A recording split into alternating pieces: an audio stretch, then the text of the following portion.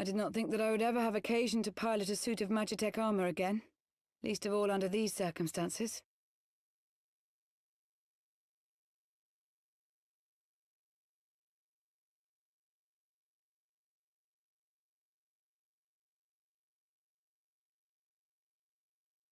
My full name is Lucia Go Junius, and I was born a citizen of Garlemald.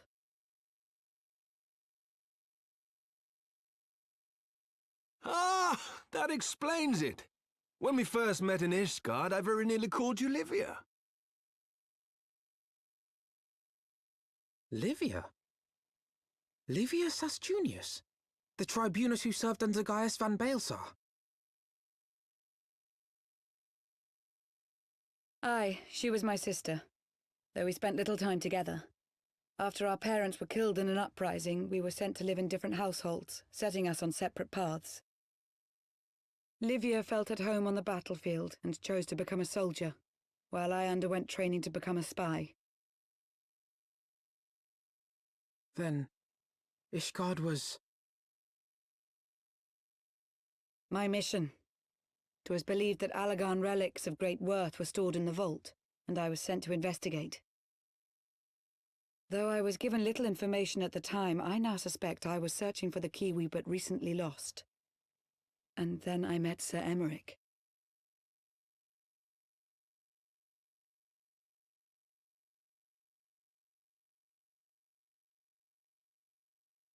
'Twas his usefulness to my mission which prompted me to approach him, but I soon found myself drawn to him for other reasons. He too was a prisoner of his past, judged for his heritage as a bastard son of the Archbishop. Yet unlike my sister and I, he did not curse his fate. He simply rose above it. In time, I came to realize that I had found a man worth following, and a new home besides. And when I subsequently confessed all to Sir Emmerich, he was good enough to accept me into his service. I do not question your loyalty to Sir Emmerich. 'Tis your loyalty to your sister which concerns me. I have long been of the opinion that those who dwell in the past risk losing sight of their future. My sister fought for her convictions and for those she held dear. So do I. So must we all.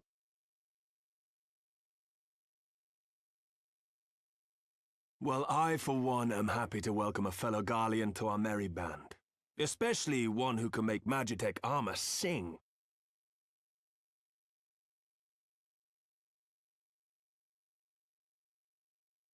Chief, we should be getting close. Once we break through those clouds, we'll be right where the light was pointing. Right where Azizlar should be. Hold on, everyone!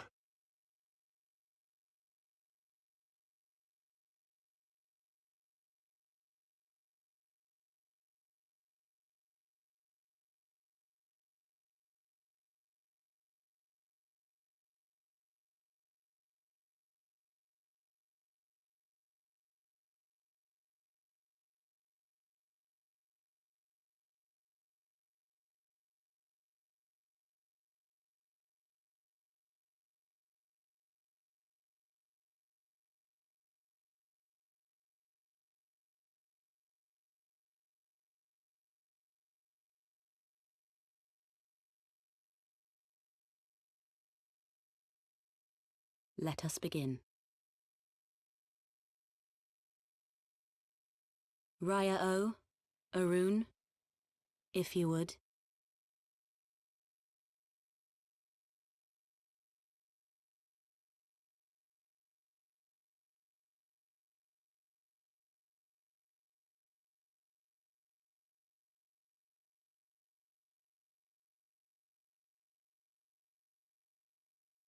Hearken to me, O great ones. Pray give yourselves to the life stream, a drifting soul to find.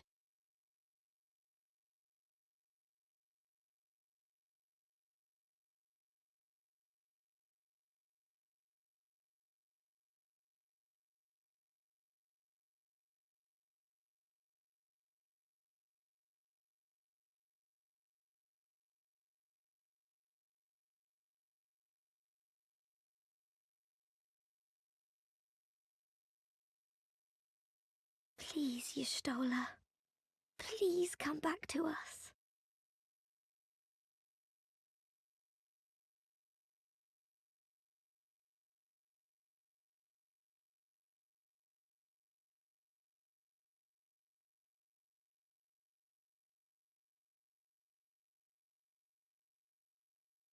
There. Now!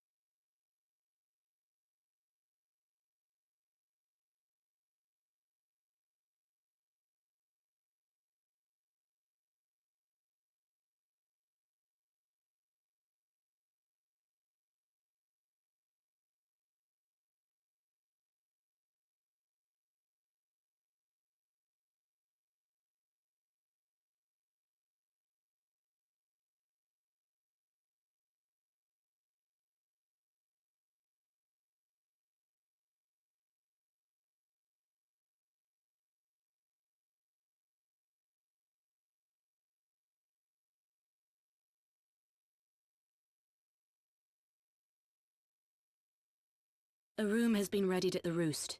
Pray, bear her thither at once.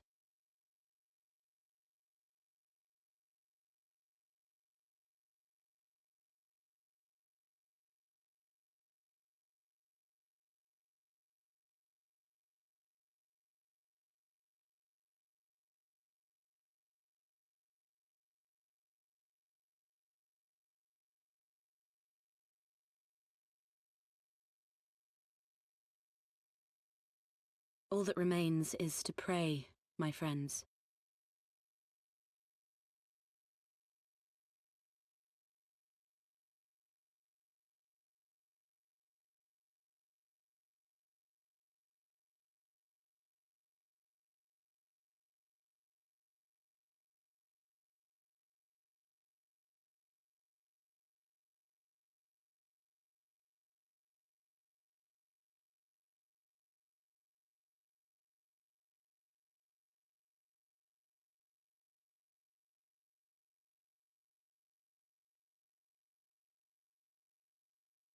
Y'shtola! I'm so glad you're back! Tataru.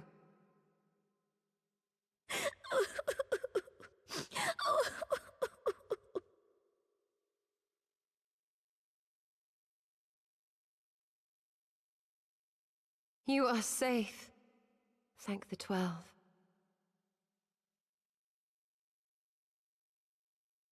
Something has changed about you, Alphino. Or mayhap the change is with me. I seem to sense the ether around me more keenly than before. I am pleased to see you well again. Do you feel strong enough to talk?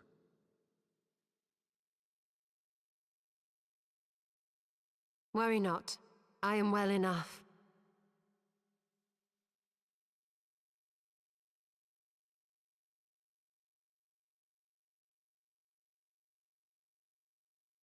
Tell us then, what befell you after you fled the feast? We were told that there had been a tunnel collapse. That was my doing. I brought the tunnel down that you and Minfidia might escape.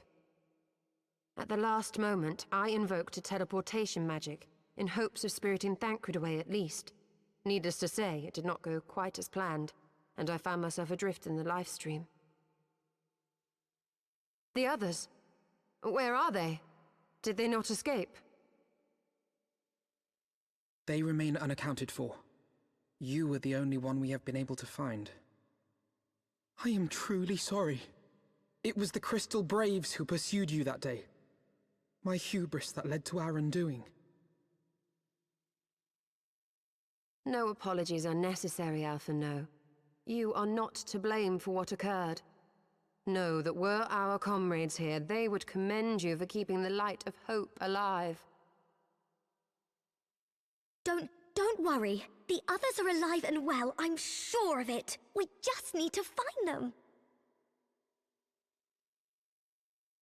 Indeed, Tataru. Let us find our friends and rebuild the Scions. Ha! There is the Alphino I remember. And I feel much the better for his return. 'Tis time I arose.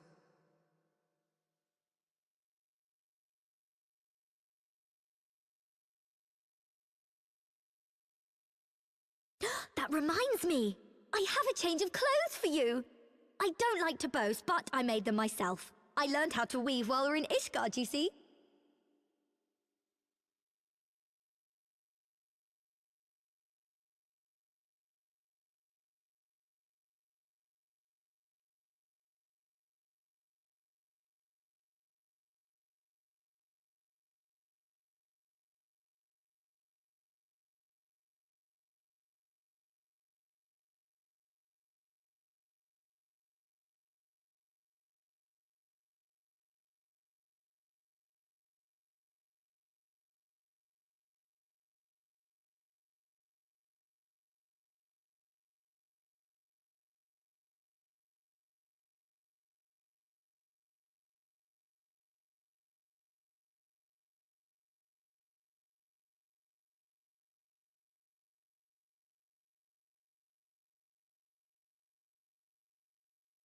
Tataru has apprised me of all that took place in the aftermath of the assassination plot.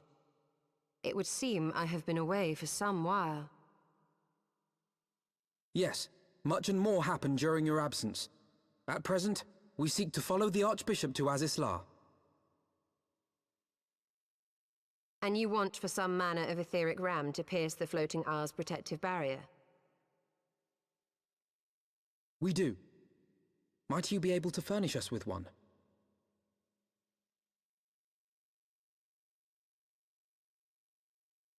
A means to prise open a hole in an Allagan barrier. And one large enough to admit an airship, no less. Nay, I lack the knowledge to devise such a weapon.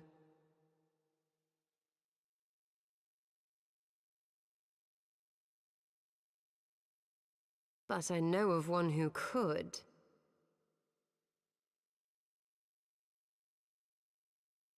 A leading figure in the field of etheric research, and one of the finest scholars ever to grace Sharlayan. Matoya, my former master.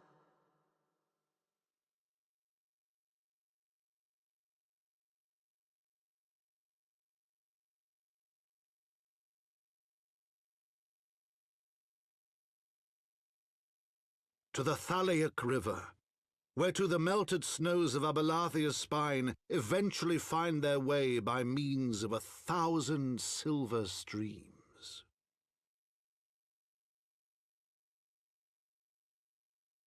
Whose waters have long nourished the Dravanian hinterlands, and so provided for a settlement of learned souls from across the northern seas. To the city of Sharlayan, that great seat of knowledge now abandoned by her keepers, they came.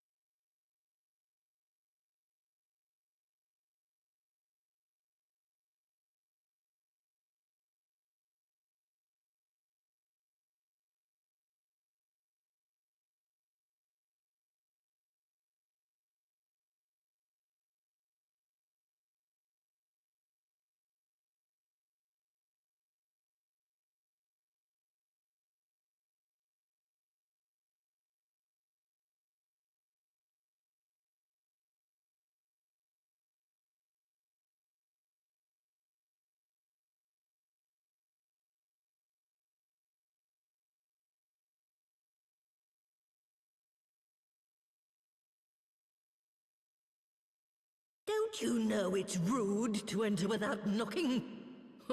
The youth of today. No manners at all.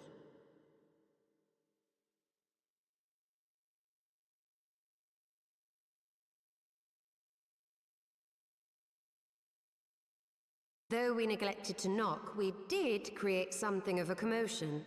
I had hoped that would suffice. Heavy-handed as ever, I see, and still not a hint of grace. Some things never change. To give credit where credit is due, I learned from the best.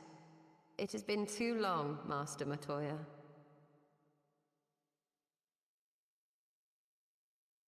Indeed it has. Oh, it's good to see you again, my girl. And with your fiery spirit unquenched. But look at you, all grown up and womanly. The one there in the fancy duds, that's Louis Soir's granddaughter, I take it? Grandson, begging your pardons. You knew my grandfather, my lady. Knew him? Ha! We were constantly at each other's throats. Like rabid dogs we were. Oh, he was a stubborn bugger, was your grandfather. Never a dull moment when he was around, though, I'll give him that. As for you, boy, I've known you since you were a rosy-cheeked babe at the teat. And my sister too, I gather. May I say what an honor it is to meet you again, my lady? Spare me the hollow pleasantries, boy. I'll wager my remaining good teeth you didn't come to a forgotten corner of Eorzea to flirt with a wrinkly old woman. Now out with it. What is it you need of me?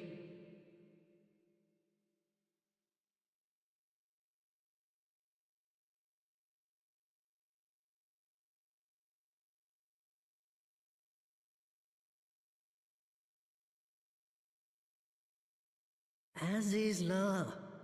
I never thought I'd hear that name again. You are familiar with it? As familiar as one can get from poring over musty old tomes. The Allagans set the Isle afloat not long before the sun set on their empire. Old Louis Soir and I often talked about it. The place is home to a research facility dedicated to finding ways of mastering mighty beings, such as primals and dragons. And find ways it did too, frightening ones. Such secrets as lie buried on Azizla aren't fit to see the light of day. And now you tell me a band of dragon-baiting primal botherers are trying to dig them up? Indeed. And to make matters worse, the Ascians have a hand in their plot. They must be stopped, no matter the cost.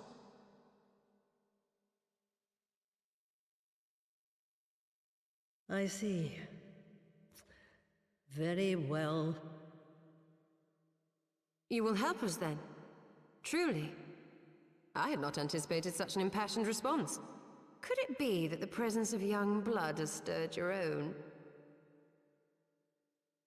Ah, some things never change. One day that pertness is going to cost you your tail, my girl. Don't say I didn't warn you.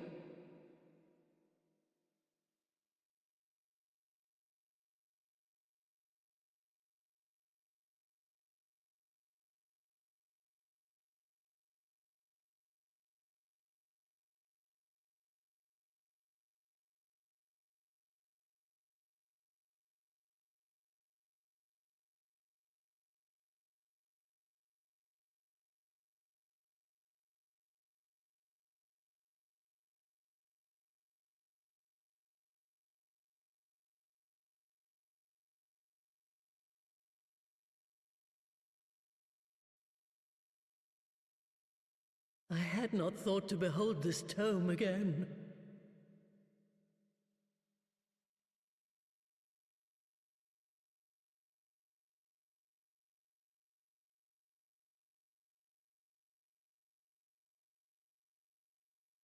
There. It is deciphered. Now your friend should be able to make sense of the contents. That said, it's one thing to understand the workings of the etheric converger, and another to actually make it work. You do realize how much ether is required? Sid is keenly aware of the energy dilemma. His airship is by no means large, and it can only bear a limited quantity of crystals. If only we had white auracite in the etheric siphon. Alas, Minfilia is missing along with both artifacts, and Moonbreeder is gone. Would that there were another ready wellspring of energy for us to draw upon. Why did it not occur to us before? We already have what we need! The Eye! It has been drawing ether into itself for as long as the Great Worms have lived. It is a veritable wellspring of energy. It might just suit our needs. But is this energy something that can be harnessed at will? I believe so, with the aid of the Azure Dragoon of Ishgard. Then it is settled. Let us return to the Holy See at once.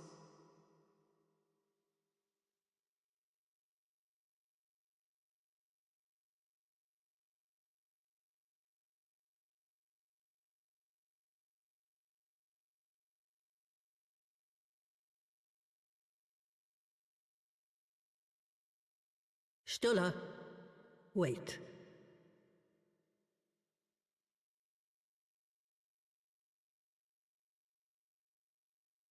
When did the light fade from your eyes?